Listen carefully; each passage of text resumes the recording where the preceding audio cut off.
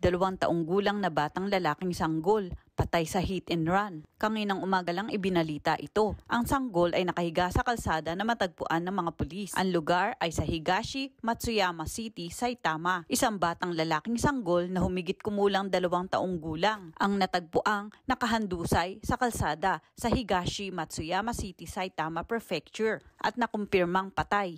Iniimbestigahan pa ng mga pulis ang posibilidad na maaaring nagkaroon ng hit and run. Bandang 5:30 AM kanginang madaling araw, tumawag sa 1110 o pulis ang isang driver ng truck sa isang kalsada sa Tsunada-cho, Higashi, Matsuyama City, na nagsabing mayroong isang sanggol na nakahandusay sa kalsada. Nang dumating ang mga pulis sa pinangyarihan, natagpuan nila ang 2 anyos na batang lalaking sanggol. Ito'y nakahandusay sa lupa at duguan ng ulo. Agad itong dinala sa ospital, ngunit binawian din ng buhay. Ang namatay na sanggol ay nakatira sa isang bahay, ilang daang metro lamang ang layo mula sa pinangyarihan.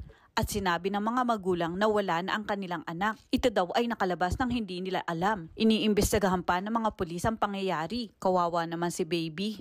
Para po sa akin, nakakapagtaka naman lumabas ang isang baby. Ang edad 2 taon lang at ang oras 5:30 ng umaga. Hindi pa man malaman kung ano ang totoong dahilan. Sana mabigyan ng hustisya si baby. Ayon pa sa balita, ang nakasagasang truck driver ay nag-run away.